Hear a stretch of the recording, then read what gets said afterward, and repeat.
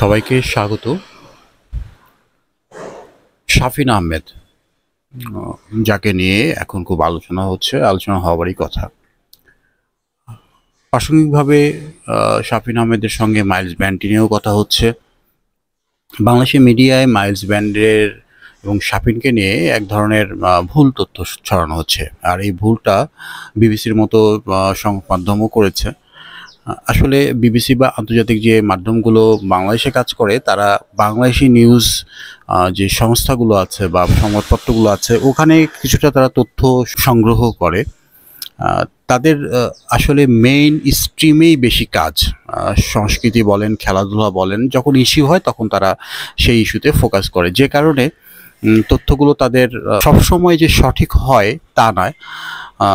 Miles band এবং শাফিন নিয়ে বললে 1979 সালে মাইলসটা প্রতিষ্ঠিত হয়। এরপরেই শাফিন আহমেদ টানা কাজ করেছেন, কিন্তু 85 সালের দিকে তার একটা গ্যাপ রয়েছে। উনি তখন লন্ডনে চলে যান এবং পড়াশোনা করেন। আমরা তো 2000 সালের পর কম্পিউটার সায়েন্স বা এই রিলেটেড সাবজেক্টগুলো সম্পর্কে অনেক বেশি জেনেছি, কিন্তু তিনি কতটা অ্যাডভান্স শাফিন আহমেদ, উনি 1990 সালের দিকে যখন বাংলাদেশে ফিরে আসেন, তখন ওনার কম্পিউটার সায়েন্সে গ্র্যাজুয়েশন করা, মানে কম্পিউটার সায়েন্সে ব্যাচেলার ডিগ্রি সম্পন্ন করে 90 সালে ফিরে আসেন।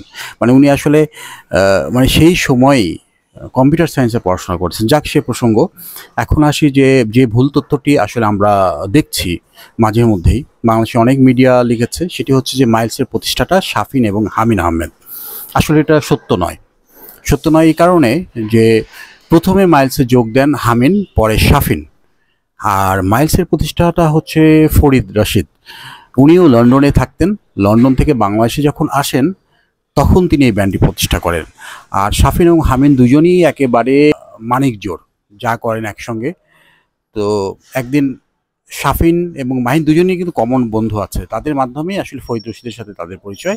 ফরিদ রশিদ যখন তাদের ট্যালেন্টটা দেখেন, তখনই বলেন যে তোমরা যদি রাজি থাকো আমাদের সঙ্গে কাজ করতে পারো, মাইলসে যোগ দিতে পারো। ফরিদ রশিদের আমি একটা ইন্টারভিউ দেখেছিলাম, এটা সম্ভবত বাহিরে কোনো টেলিভিশন উনি দিয়েছিলেন। তো আমি একটু দেখাই। আসলে যেরকম বিবিসি যেদিন শাফিন মারা যায় সেদিন একটা রিপোর্ট করে, চাঁদ তারা সূর্য ফিরিয়ে দাও, জ্বালা জ্বালা জ্বালা গান খ্যাত শাফিন আহমেদ মারা গেছেন। বাংলাদেশ জনপ্রিয় ব্যান্ড মাইলসের দীর্ঘ সময়ের ভোকাল, সুরকার ও গীতিকার শাফিন আহমেদ মারা গেছেন। যাই হোক, ওনারা বিস্তারিত বলেছেন এবং শেষের দিকে একটি আলাদা প্যারা করেছেন, সঙ্গীত পরিবারের জন্ম, সঙ্গীতে বসবাস। এখানে মূলত মাইলস প্রসঙ্গে যখন আসে তখনই তারা উল্লেখ করেন, যুক্তরাজ্যে পড়াশোনার সময় পাশ্চাত্য সঙ্গীতের ব্যাপারে আগ্রহী ওঠেন শাফিন। পরে দেশে ফিরে তিনি ও তার বড় ভাই হামিন আহমেদ মিলে গড়ে তোলেন ব্যান্ড মাইলস। এটাই বলছিলাম আর কি। এরকম অনেকেই লিখেছে। রূপান্তর একটি প্রতিবেদন করে, এটা সম্ভবত তারা করেছিল 26শে জুলাই, পরের দিন, যেভাবে মাইলসে যুক্ত হন শাফিন। মানে ওরা একটু খোলাসা করেছিল। আসলে এইটা আসলে ঐতিহাসিক সত্য ঘটনা। এই তথ্যটা ভুল করাটা আসলে ঠিক হবে না। মাইলস একটা প্রখ্যাত ব্যান্ড এবং অনেক ব্যান্ডের অনুকরণীয় ব্যান্ড।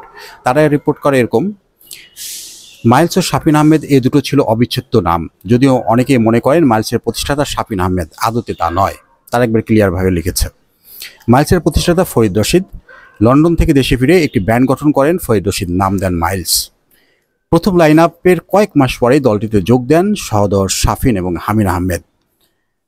হামিদ আহমেদের একটি সাক্ষাৎকার তারা এখানে উল্লেখ করেছে।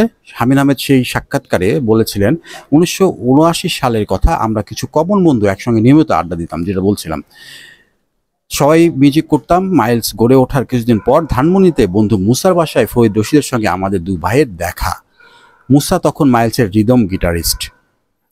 সেখানে অনেক রাত আড্ডা হলো, গান হলো। আমাদের দুই ভাইয়ের পারফরমেন্স দেখে খুব পছন্দ করেন ফরিদ রশিদ।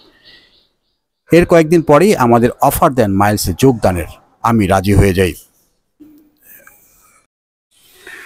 আসলে 1979 সালে মাইলসের জন্ম এবং শাফিন এবং হামিন খুব কাছাকাছি সময় দুজনেই মাইলসে যোগ দেন, যার ফলেই এই বিভ্রান্তির শুরুটা হয়।